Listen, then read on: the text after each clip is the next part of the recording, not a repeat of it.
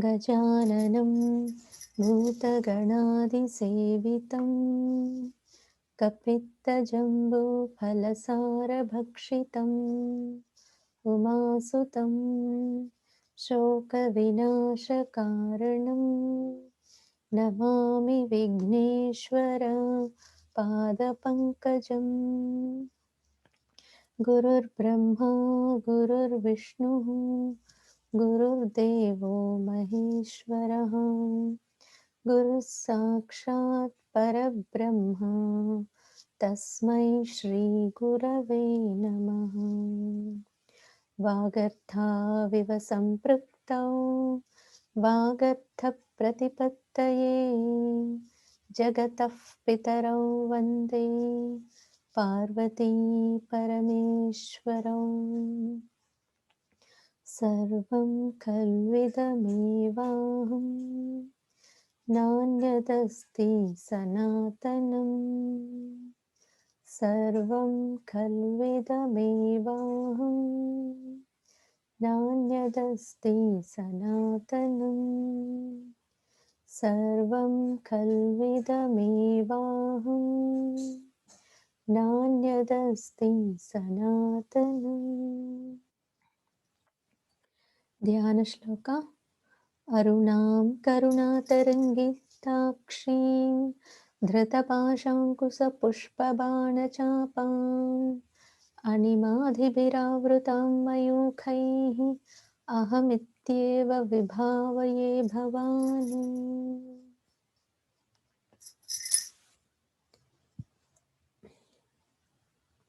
We'll do from Mahaniya Dayamurti 118. महनीया दयामूर्ते महासाम्राज्यशालिनी आत्मविद्या महाविद्या श्रीविद्या कामसेविता श्रीषोडशाक्षरी विद्या त्रिकूटा कामकोटिका कटाक्षकिङ्करीभूतकमला कोटिसेविता शिरस्थिता चन्द्रनिभा फालस्तेन्द्रधनुः प्रभा हृदयस्था रविप्रख्या त्रिकोणान्तरदीपिका Dakshayani दैत्यहन्त्री दक्षयज्ञविनाशिनी दरान्दोलितदीर्घाक्षी दरहासोज्ज्वलन्मुखी गुरुमूर्तिर्गुणनिधिर्गोमाता गुहजन्मभूः देवेशी दण्डनीतिस्था दहराकाशरूपिणी प्रतिपन्मुख्यराकान्ततिथिमण्डलपूजिता कलात्मिका कलानाथा काव्यालापविनोदिनी. We did till there. So we understood that Amma is the Kala Atmika. She is the source and center of all the kalas and arts, knowledge, all the variations we see in this world. All the different talents, everything is expressed from one energy. That is we called as Amma. And she is the Natha, Kala Natha. She is the ruler and boss of everything. She is Kavyalapa Vinodini. So she enjoys all the kalas and kavyas, the arts, singing, music, and she enjoys everything. And she is also the different forms of the moon phases that we see from Pratipad, means from Prathama, first moon phase, to the full moon, Raka, means full moon of the Tithi, moon's phase. So everything we worship her in various forms. Right? She is the Deveshi. She is the Lord of all Devas also. All the other gods function only because of Amma. Only when she commands, other gods can even move and function. Okay? Any questions? And she is the Guru, right? Guru Murti. She comes in the form of knowledge for us to realize who we are. That secretive knowledge is Guha Janmabhu.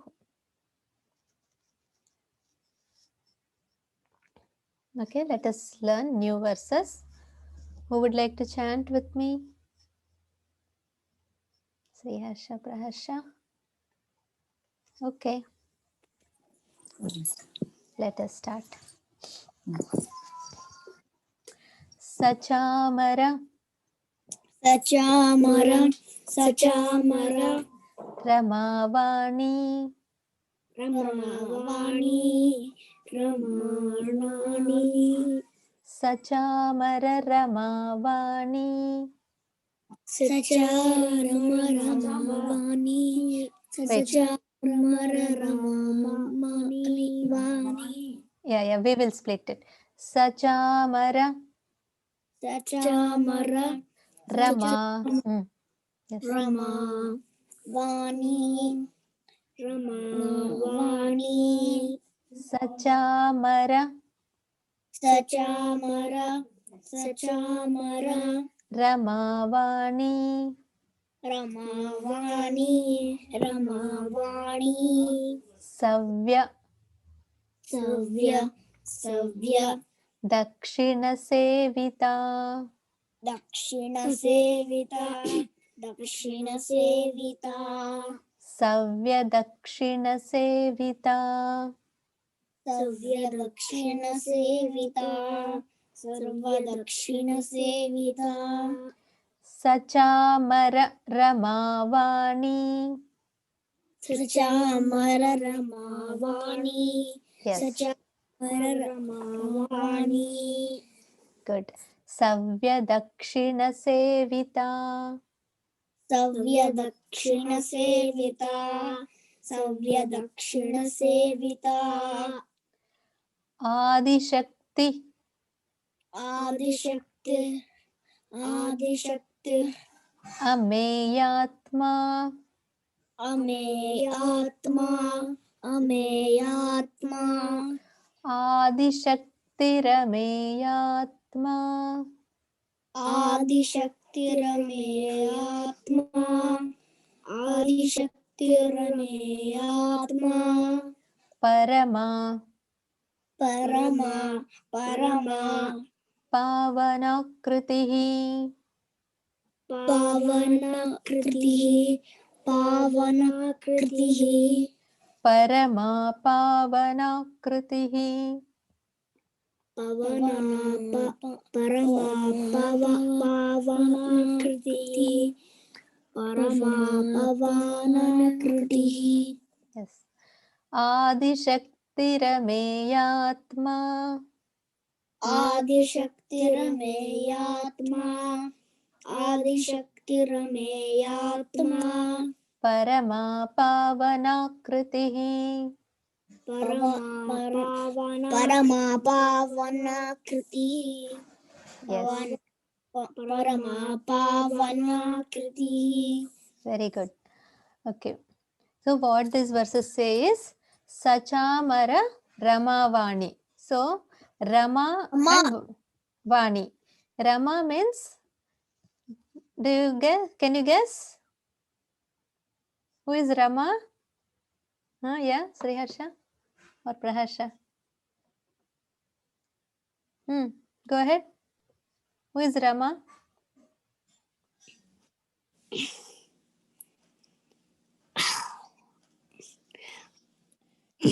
Come on. Like the Lord Rama thing. It's a very beautiful one. So Rama is very beautiful energy. So Rama is Lakshmi Devi, his wife.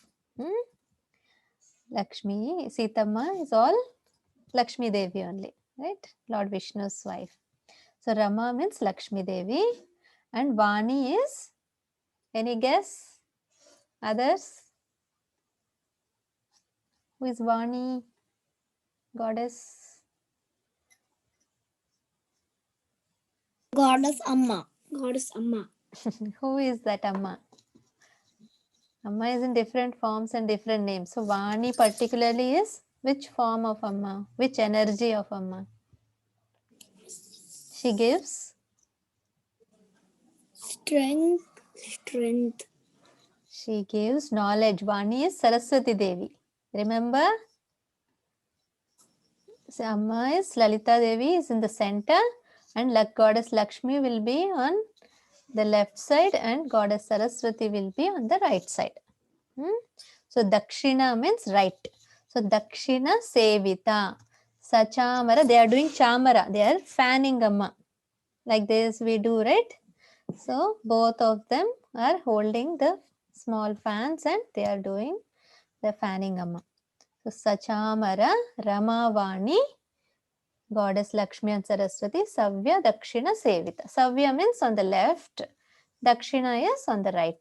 So Saraswati Devi on the right and Lakshmi Devi, Savya, they are worshipping goddess Lalita Devi. Then Sachamara Ramavani, Savya Dakshina Sevita. Then Adi Shakti Ameyatma. Adi Shakti means she is the original, ultimate source of energy. So Adi means the primordial energy, first energy.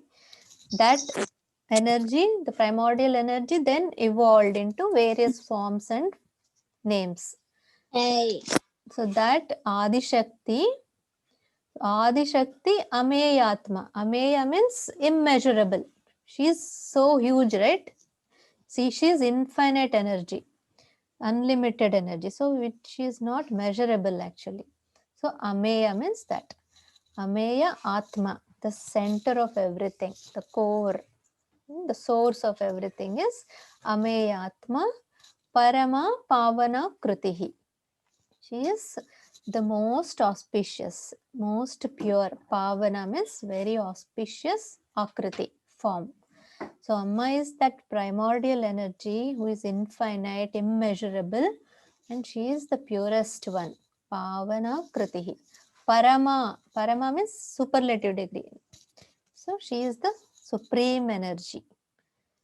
So Adi Shakti Ameyatma Parama Pavanakritihi. And to that, because she is that supreme energy only, goddess Saraswati and Lakshmi are like servants, they are fanning Lalita Devi on each side. So Sachamara Ramavani Savya Dakshina Sevita. Any questions?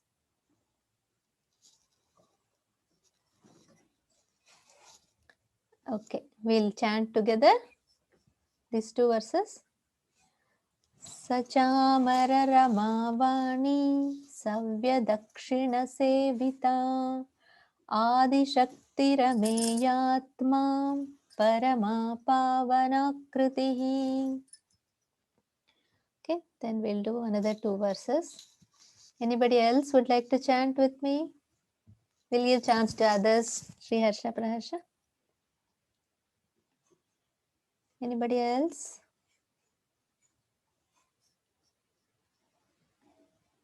Nobody? Okay then, Sri Harsha and Praharsha we'll only do. Okay, Akshaya? Okay, auntie. Let's do. अनेक कोटि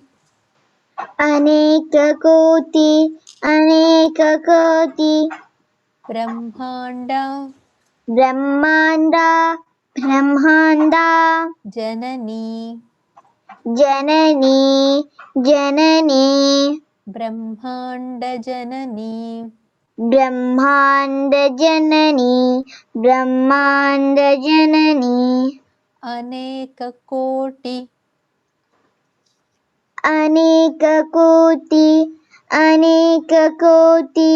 ब्रह्मांड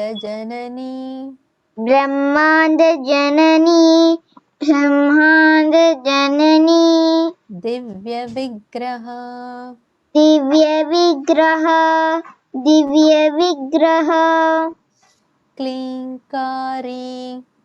क्लींकारी again केवला गुह्या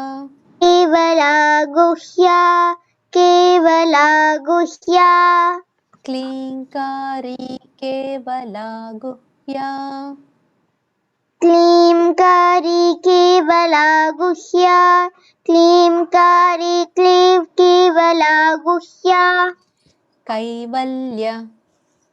कैवल्य कैवल्य पददायिनी पददायिनी पददायिनी कैवल्यपददायिनी कैवल्यपददायिनी क्लीं. See, when we say im sound, when it is next to ka, you don't have to say clean. That will be little suppressed to cling. In sound will come. Klinkari. क्लींकारी Again.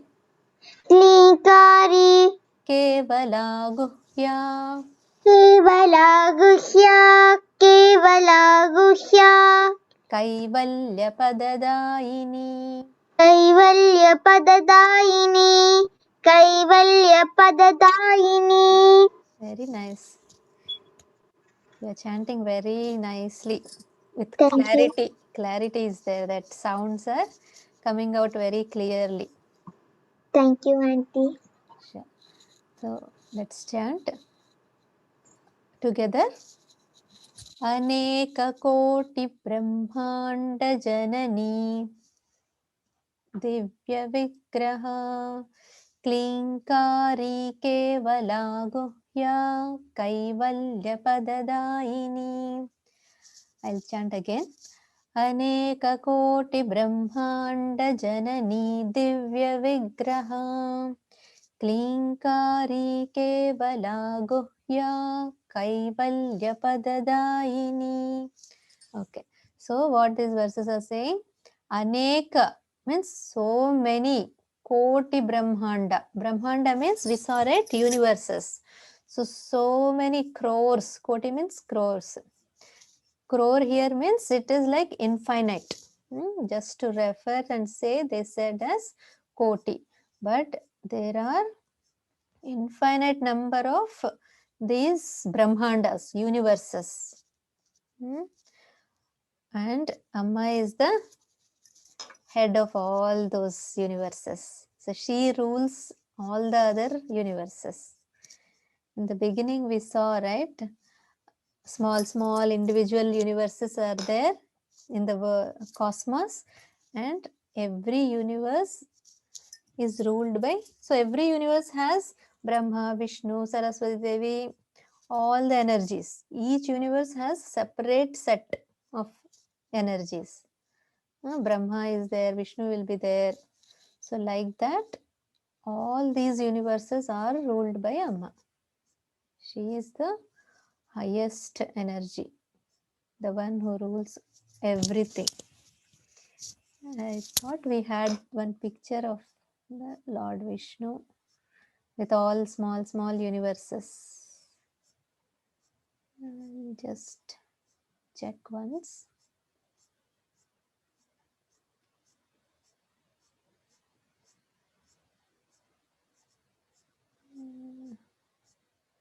It's okay. So aneka koti brahmanda janani divya vigraha.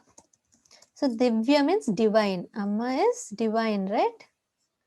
So she is not just an ordinary, some form. She is divya vigraha. She is divine. See, so like this, so many different universes, multi-universes, and she is the one in everything. So here they have shown as Lord Vishnu, but we can just consider as Goddess Lalita Devi, his sister only, right? So they are all same energies. So all these little balls that we see are one universe, and aneka koti, so such crores of universes are there.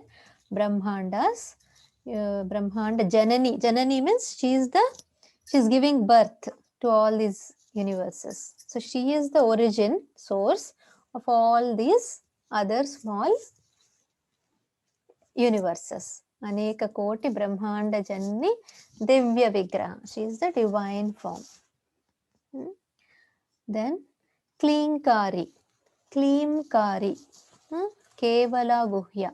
So in these verses, along with the names and meanings, we are also getting the power and energy of the sounds. So Klim is a mantra, like Aim, Hreem, Shreem, you say, right? So Klim is also a mantra, and unknowingly we are getting the benefits of mantras also. When we chant, all those mantras will function within us, and we get more and more intelligent, more smarter.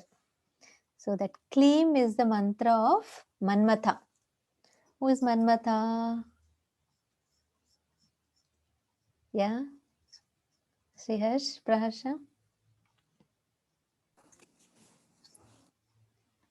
He is the son of goddess Lakshmi and Lord Vishnu.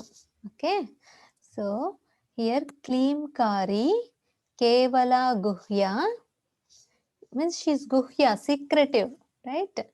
Amma is not known easily to everybody. She is Kevala, means she is very unique and not everybody can realize. She is the ultimate one energy. So Kevala Guhya, secretive energy, and Kaivalya Padadaini. Kaivalya means the ultimate. Our purpose of life will be reached. We will reach our destination. So we are all doing all these prayers, sadhanas, meditation, so many rituals we do, abhishekas, everything. Why we are doing? We have one goal, one purpose, that is to reach and realize ourselves.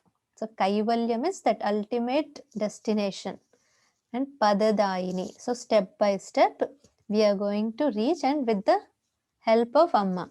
So she guides us how to move forward. That secretive Kevala Amma, the one energy, will guide us to reach our destination, which is to realize ourselves. Kaivalya Padadaini. So Klimkari Kevala Guhya Kaivalya Padadaini. So here in this Klim mantra or that sound, we get the sounds of Lord Vishnu and Goddess Lakshmi.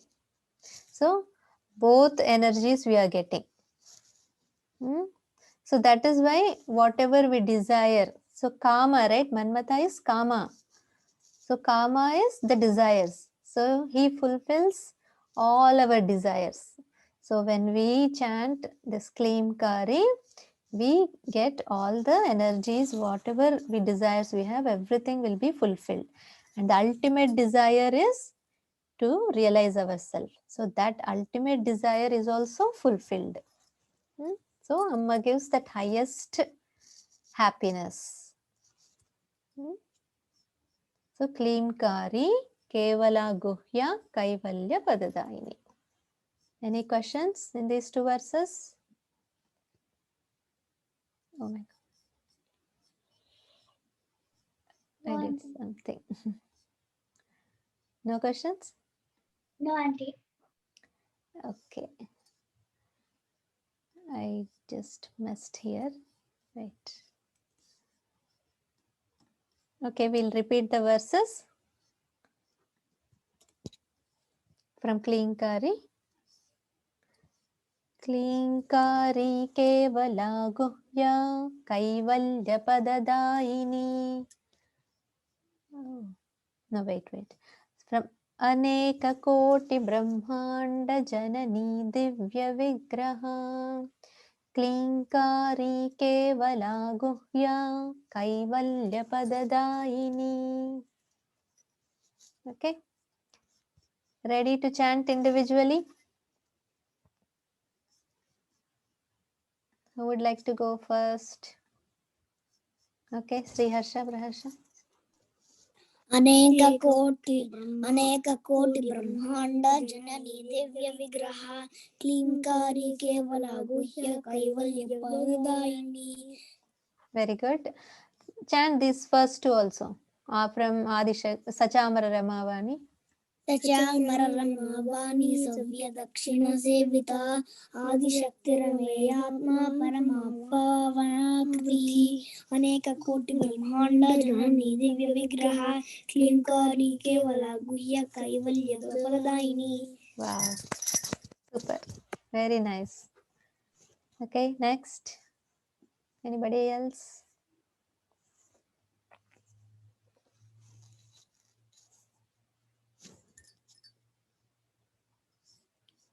Why today all are silent mode? Auntie, can Huh? I? Okay, Omkar. सचामरा रमावाणी सव्यदक्षिणा सेविता आदिशक्तिरमेरात्मा परमा पावनकृति अनेककोटि ब्रह्माण्ड जननी दिव्य विग्रह क्लींकारे केवला गुह्य कैवल्य परदायिने. Very good. See here, when it is ra sound, when we are chanting these two words together, Shakti Rameyatma, so it becomes Shakti Rameyatma. But if we are taking the sounds as separate words, so then we will say as Adi Shakti Ameyatma. But when we combine them, it becomes Adi Shakti Rameyatma. So that sound is called Visarga in Sanskritam. So when that joins with A sound, it becomes as Ra sound. So that is a rule in Sanskritam language. So you have to just keep that in mind. Okay. Anybody else? Okay, Naga. Yes, Naga.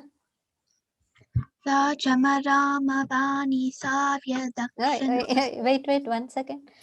Sachamara Ramavani. Sachamarama-vani savya-dakshana-sevita.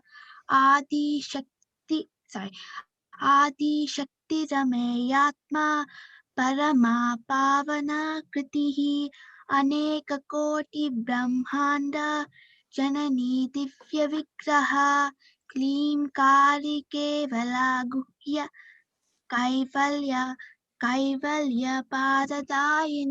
padadayini. Good. Padadayini. So wherever there is one A letter, so you should not elongate the sound. Where there are two A's, we have to stretch it long. Okay, nice. Okay, Nana. Anybody else is there to chant? Okay, we'll do our final prayers. अन्नपूर्णे सदा पूर्णे शङ्करः प्राणवल्लभे ज्ञानवैराग्यसिद्ध्यर्थं भिक्षां देहि च पार्वती सर्वमङ्गलमाङ्गल्ये शिवे सर्वार्थसाधिके शरण्ये त्र्यम्बिके देवि नारायणि नमोऽस्तु ते सर्वे भवन्तु सुखिनः सर्वे सन्तु निरामयाः सर्वे भद्राणि पश्यन्तु मा कश्चित् दुःखभाग् भवेत् ॐ शान्ति शान्ति शान्तिः श्रीगुरुभ्यो नमः हरि ओम्.